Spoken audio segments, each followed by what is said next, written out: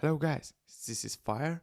No, this is new, beautiful Reddit story. The Weight of Time, A Lesson in Self-Worth. Title: The One Lesson I Wish I'd Learned Earlier in Life. Hey, fellow men of Reddit. I wanted to share something that hit me hard in my early 30s, a lesson I wish someone had told me back in my 20s. It's about self-worth, and how easy it is to lose sight of it when you're caught up in everything society tells you to chase. I'll give you some context. Growing up, I was always told to work hard, chase success, and keep pushing for the next big thing. It wasn't that my parents or mentors didn't care. Quite the opposite. They were just trying to set me up for success in a world that values productivity over self-reflection. But that mindset, I came to realize, got me into a pretty unhealthy cycle. The grind that never stops.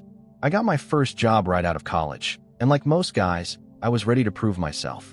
I worked long hours, stayed late, skipped meals, and sacrificed my personal life all in the name of climbing the corporate ladder. I told myself it was all for the future. I was doing it for my career, for my goals, for that shiny promotion. By 28, I had made some decent progress. I had a solid job title, a paycheck I could be proud of, and a few perks that made me feel good about my status. But despite all this success, I felt empty. I didn't know how to connect with people on a real level. I didn't know how to relax. And honestly, I couldn't look myself in the mirror without feeling like I was missing something huge. But what was that thing? Why did I feel so miserable despite the accomplishments I'd worked so hard to achieve? The early 30s realization, it wasn't about the job. Fast forward to a few months ago, after hitting my 30th birthday. I've been fortunate enough to land a good position, but I started to get a little disillusioned with work. I was burned out. I realized I wasn't living for me anymore. I was living for others, whether that was my boss's expectations, my peers, or some unrealistic idea of success I had been fed all my life. I've always been the kind of guy who does things on my own. I don't ask for help. I don't really show vulnerability. When I ran into problems, I put my head down and worked harder. But over time, that led to burnout. More hours worked, fewer friends, no meaningful hobbies, and a growing disconnection from who I really was. That's when it hit me. Self-worth is not defined by your career or what other people think of you. The self-worth trap. If I'm being honest, I spent most of my 20s thinking that my worth was directly tied to my job title, my salary, and the number of promotions I could rack up. I wanted the praise, the accolades, the approval of everyone around me. I wanted to be seen as successful. But it took me turning 30 to finally realize that all that did was fuel my anxiety and depression. I had placed my worth on external validation, and when it didn't come in the way I expected, I was crushed. By 30, I had enough of feeling this way. I realized that self-worth isn't just about hitting benchmarks. It's about who you are, regardless of your job, your relationship status, or your social media followers. And here's the real kicker. It's okay to not have everything figured out. Reconnecting with myself. When I turned 30, I made a choice. I chose to spend less time obsessing over my job and more time working on me. I started doing things I enjoyed, things I had neglected for years. I dusted off my old guitar and began playing again. I started reading books for fun, not just for work. I reconnected with friends I hadn't seen in a long time, and I allowed myself to be vulnerable in those relationships. The shift wasn't instantaneous.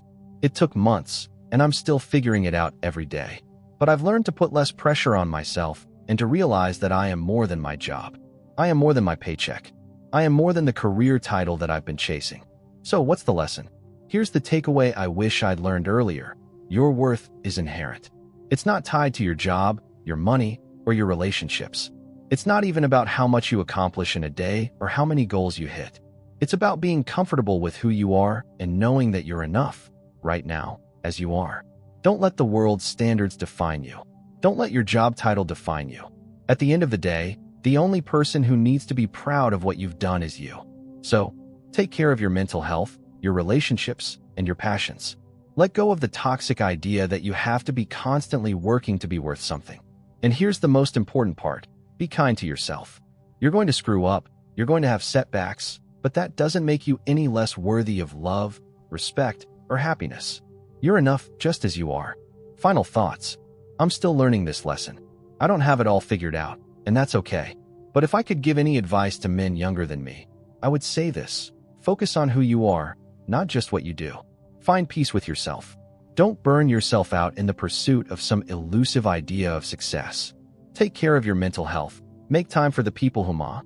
If you're in your 30s or older and you're still chasing after external validation, take a step back. Take a breath. You've already done enough. You are enough. Thanks for reading. Let me know if any of you have felt the same way, or if you've had your own moments of realization. Would love to hear your thoughts. Title: Why Learning to Say No Was the Best Lesson I Could Have Learned in My 30s. Hey guys, I wanted to share something with you that I wish I'd figured out in my 20s. It's about boundaries, and more specifically, the power of saying no. I'm 34 now, and in the past few years, I've learned the importance of setting boundaries and sticking to them. It's something I never really understood in my 20s, but once I hit 30, I started to see just how crucial it was for my mental health, my relationships, and my general well-being. The people-pleaser trap. I used to think that being liked and being helpful were the same thing. Like most guys, I was always trying to be the good guy. I wanted to be that friend who dropped everything to help out, who said yes to every request, and who would do whatever it took to avoid conflict. It started off harmless enough, right? Helping out with a friend's move, covering shifts at work, agreeing to be the go-to guy for any favor or problem. But after a while, I noticed something. I was burning out. I was always stretched thin, constantly tired, and feeling drained from doing too much for others. I couldn't say no. I thought that if I didn't help people, they wouldn't like me or would think less of me. And at the same time, I ignored my own needs and boundaries, which led to resentment, stress, and eventually, exhaustion. The turning point. Fast forward to a couple of years ago, when I found myself in a pretty bad place mentally. I was overwhelmed at work, overwhelmed in my personal life, and just lost. I had friends and family constantly asking me for favors, and I felt like I was expected to do everything for everyone. But I was tired. Tired of saying yes all the time. Tired of being the guy who was always there for others, but never for himself. It came to a head one night when I had to cancel plans with my girlfriend because a friend asked me to help him move at the last minute. I had already been running on empty, and after agreeing to help, I snapped. Not in an angry way, but in a way that made me realize just how much I had neglected my own needs. I was so focused on pleasing everyone else that I had completely ignored myself. That night, I realized that saying yes all the time wasn't just hurting me. It was hurting my relationships too. I couldn't keep up the act of always being available. I couldn't keep ignoring my own life and happiness in favor of others. Learning to set boundaries. So, I did something that felt uncomfortable at first. I started saying no. It wasn't easy. I felt guilty at first. I worried people would be mad at me or think I wasn't as helpful as I used to be. But the more I practiced it, the easier it became. And slowly, I started to see the benefits. I learned that when I said no, it wasn't about being selfish. It was about being self-respecting. Saying no meant I could say yes to the things that actually mattered to me. My own health, my personal time, my relationships, and my long-term goals. I didn't have to drop everything to do things for others if it wasn't right for me. And that was a huge weight off my shoulders. The consequences of saying yes too much.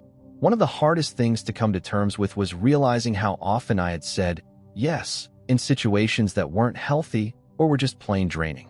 I said yes to projects at work that weren't my responsibility, yes to social plans that I didn't really want to attend, and yes to people who expected me to solve their problems without considering my own needs. Saying yes all the time often left me feeling resentful or taken advantage of. I resented the people asking for favors, and I resented myself for not speaking up sooner. It was a vicious cycle that left me exhausted and feeling unappreciated. But once I started setting clear boundaries, something amazing happened. People respected me more. They understood when I couldn't help them, and I realized that it wasn't the end of the world if I wasn't constantly available to everyone. It also helped me manage my own mental health and stress levels. I wasn't running myself into the ground anymore. Relearning my priorities. Saying no also forced me to reevaluate my priorities. I had to ask myself, what's really important to me? Is it spending time with my girlfriend? Taking care of my health? Working on personal projects that inspire me? The more I said no to things that didn't align with those priorities, the more I realized just how much I had been neglecting the things that actually mattered to me. It wasn't easy to give up being the guy who always said yes. But once I stopped trying to please everyone else, I found it much easier to please myself. I started doing things for me. I started to focus on the things that gave me joy, energy, and purpose. The power of no. One of the biggest benefits of learning to say no is that it's not just about rejecting things you don't want to do. It's about making space for things that are more important. When you stop overcommitting yourself, you free up time for things that genuinely bring you happiness. You also start to surround yourself with people who respect your boundaries. Over time, those relationships become deeper and more meaningful. You're no longer living in a cycle of resentment, but rather in a space where you can give more of yourself when it truly counts. Final thoughts. Looking back, I wish I had learned to say no sooner. I wish I had realized that saying no doesn't make you a bad person. It makes you a person who knows their worth and respects their time. I've come to appreciate that the most important relationship I have is the one with myself. If I don't respect my own boundaries, how can I expect others to do so? So, for anyone out there in their 20s or even 30s still struggling with this, here's my advice. Learn to say no. Don't be afraid to disappoint people sometimes. You'll find that it actually makes you more genuine and authentic. Protect your time and energy. It's the best gift you can give yourself.